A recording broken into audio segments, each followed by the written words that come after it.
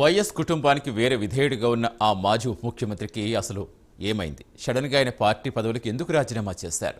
వైసీపీలో రాష్ట్ర నేతగా, జిల్లా అధ్యక్షుడిగా, జిల్లాలో తిరుగులేని నేతగా చక్రం తిప్పిన ఆ నేత శాశ్వతంగా రాజకీయాలకు వీడ్కోలు పలకడంతో రాష్ట్ర రాజకీయాల్లో, ముఖ్యంగా వైసీపీలో తీవ్ర దుమారం రేగుతోంది.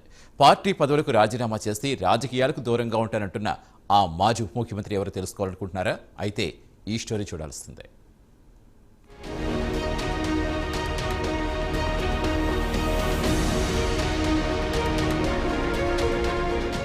రాష్ట్రంలో సార్వత్రిక ఎన్నికల అనంతరం రాజకీయ పరిణామాలు శరవేగంగా మారుతున్నాయి. 2024 ఎన్నికల్లో 175 సీట్లలో మేమే గెలుస్తాం, వైనాట్ 175 అంటూ డాంబికాలు పలికిన ఆ పార్టీ బాస్ కి, నేతలకు కోలుకోలేని దెబ్బ తగిలింది. 2024 సార్వత్రిక ఎన్నికల్లో ఎన్డీఏ కూటమి ప్రభంజనం సృష్టించింది. ఈ ప్రభంజనంలో వైసీపీ 11 సీట్లకే పరిమితమైంది. వైనాట్ 175 కాదు కదా, కనీసం ప్రతిపక్ష హోదాకి దక్కాల్సిన సీట్లు కూడా దక్కలేదు వైసీపీకి. ఈ నేపథ్యంలో సార్వత్రిక ఎన్నికల అనంతరం రాష్ట్రంలోని ఆ పార్టీ కీలక నేతలు, మాజీ ఎమ్మెల్యేలు, జిల్లా అధ్యక్షులు, మాజీ మంత్రులు ప్రతి ఒక్కరూ చెట్టుకొగరు పుట్టకొకరు అన్న చందాన ఎవరు ఎక్కడ ఉన్నారో కూడా తెలియని పరిస్థితి ఏర్పడింది. ఒక పక్క నారా లోకేష్ రెడ్ బుక్ భయం, మరోపక్క ఎన్డీఏ కూటమి నేతలు ఎటు నుంచి ఎటువైపు వచ్చి తమపై దాడి చేస్తారో, ఎక్కడ కేసులు పెట్టి జైల్లో వేస్తారో అన్న భయంతో వైసీపీ నేతలు కొంతమంది విదేశాలకు చెక్కేస్తే, మరికొంతమంది అండర్ గ్రౌండ్ లో ఉంటూ కనీసం పార్టీ కార్యకలాపాల్లో కూడా పాల్గొనకుండా గుట్టుచప్పుడు కాకుండా జీవిస్తున్నారు. వైసీపీ ప్రభుత్వంలో అందిన కాడికి దోచుకుని హత్య రాజకీయాలు చేస్తూ, ఎన్డీఏ కూటమి నేతలపై దాడులు చేస్తూ, వారిపై అక్రమ కేసులు పెడుతూ, ఈ రాష్ట్రంలో మేం చేసిందే శాసనం, మేము చెప్పిందే వేదమంటూ విర్రవీగిన వైసీపీ నేతలు ఘోర పరాజయం తర్వాత బ్రతుకు జీవుడా అంటూ కాలం వెళ్లబుచ్చుతున్నారట.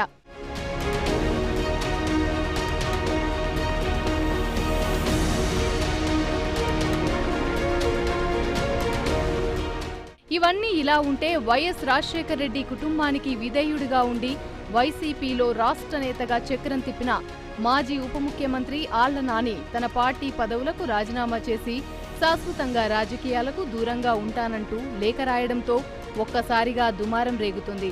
ఏలూరు నియోజకవర్గంలో యువజన కాంగ్రెస్ పార్టీ నేతగా తన రాజకీయ ప్రస్థానం ప్రారంభించిన ఆళ్ల నాని అంచెలంచెలుగా ఎదిగారు. జిల్లా రాజకీయాల్లో తనకంటూ ఒక ముద్ర వేసుకున్నారు. 4 సార్లు ఎమ్మెల్యేగా విజయం సాధించి రాష్ట్ర ఉప ముఖ్యమంత్రి, వైద్యారోగ్య శాఖ మంత్రిగా పదవులు చేపట్టారు. ఇప్పుడు రాజకీయాలకు దూరంగా ఉంటానని చెప్పడంతో 1991లో ప్రారంభమైన ఆళ్ల నాని రాజకీయ ప్రస్థానం 2024 ఎన్నికల అనంతరం ముగిసిందని రాజకీయ విశ్లేషకులు భావిస్తున్నారు.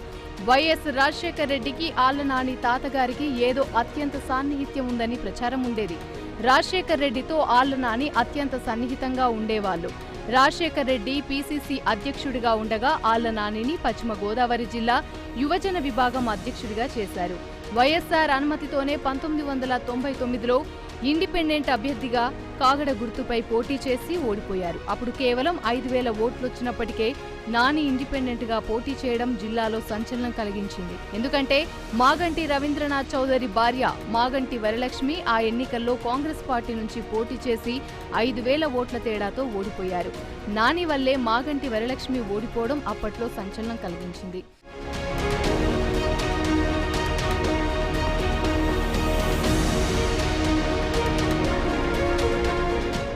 వైఎస్ఆర్ అండతో ఆళ్ల నాని 2004, 2009 విజయం సాధించారు.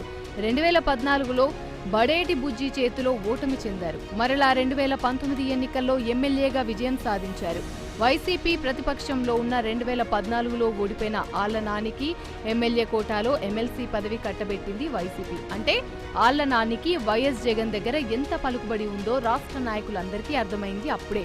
అటు ఉమ్మడి పశ్చిమ గోదావరి జిల్లా వైసీపీ అధ్యక్షుడిగా కూడా ఆయన చక్రం తిప్పారు. 2014లో జరిగిన ఎన్నికల్లో జిల్లా అధ్యక్షుడిగా తాను ఏం చెప్తే అదే శాసనం ఉండేది. అప్పుడు జరిగిన ఎన్నికల్లో తాను అనుకున్న వారికే టికెట్లు కూడా దక్కేవని అప్పట్లో టాక్ నడిచేది. రాజకీయాల్లో తారా స్థాయికి చేరిన ఆళ్ల నాని 2014 ఎన్నికల్లో ఓటమి రుచి చూశారు.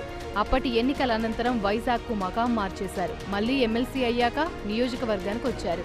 2019 ఎన్నికల దగ్గర పడుతున్న సమయంలో తిరిగి మళ్లీ ప్రత్యక్ష రాజకీయాల్లోకి వచ్చిన వైసీపీ బాస్ జగన్కు తన విధేయతను చూపిస్తూ తిరిగి మళ్లీ 2019 ఎన్నికల్లో సీట్ సంపాదించుకొని అతి స్వల్ప మెజార్టీతో విజయం సాధించారు. 2019 వైసీపీ ప్రభుత్వంలో జగన్ తన కేబినెట్లోకి ఆళ్ల నానిని తీసుకోవడమే కాకుండా ఏకంగా రాష్ట్ర ఉప ముఖ్యమంత్రిని చేశారు. 2.5 సంవత్సరాల పాటు ముఖ్యమంత్రి తర్వాత తానే ముఖ్యమంత్రి అన్నట్లు ఫీల్ అవుతూ కనీసం ఓట్లు వేసిన నియోజకవర్గ ప్రజలను గాలి కొదిలేసి అందిన కాడికి దోచుకొని కోట్లాది రూపాయలు కూడా పెట్టుకున్నట్లుగా అప్పట్లో పెద్ద దుమారమే రేగింది.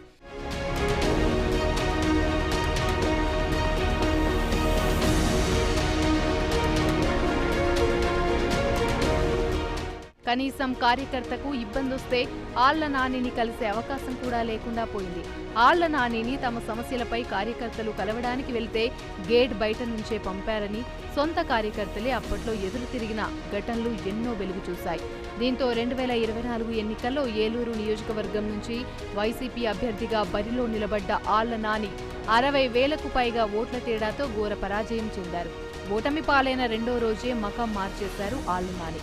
కనీసం ఓట్లు వేసిన కార్యకర్తలకు, తనను నమ్ముకున్న పార్టీ నేతలకు సైతం కనబడకుండా పోయారు. వైసీపీ జిల్లా అధ్యక్షుడిగా ఉన్న ఆళ్ల నాని పార్టీ పరాజయం తమను ఓదార్పునిస్తారనుకున్న నేతలకు చుక్కెదురైంది. ఇప్పుడు జిల్లాలో వైసీపీ నేతలకు ఇబ్బందులొస్తే ఎవరికి చెప్పుకోవాలో కూడా తెలియని అయోమయంలో ఉన్నారట. పార్టీని కష్టకాలంలో ఆదుకొని పార్టీని ముందుండి నడిపిస్తాడు అనుకున్న వైసీపీ జిల్లా అధ్యక్షుడు ఆళ్ల నాని ఒక్కసారిగా పార్టీ పదవులకు రాజీనామా చేయడంతో అటు నియోజకవర్గంలోనూ జిల్లాలోనూ వైసీపీ మనుగడ ప్రశ్నార్థకంగా మారింది. మళ్లీ జిల్లా అధ్యక్షుడిగా ఎవరు పగ్గాలు చేపడతారో, కనీసం పార్టీ జిల్లాలో ఊపిరి పోసుకుంటుందా లేక పాతాళానికి పోతుందా అంటూ పార్టీని నమ్ముకున్న కార్యకర్తలు ఆందోళన వ్యక్తం చేస్తున్నారట. పార్టీ అధికారంలో ఉన్నప్పుడు పదవులు చేపట్టే పార్టీ అధికారం కోల్పోయిన తర్వాత ఆ పార్టీని గాలికొదిలేశారని ఆళ్ల నానిపై విమర్శలు గుర్తిస్తున్నారట. ఇంతకీ ఆళ్ల నాని తిరిగి రాజకీయాల్లోకి వస్తారా? వస్తే వైసీపీ తరపున నిలబడతారా లేక వేరే పార్టీలోకి వెళ్తారా? అసలు రాజకీయాల నుంచే తప్పుకుంటారా అన్న సందిగ్ధత ప్రజల్లో నెలకొంది.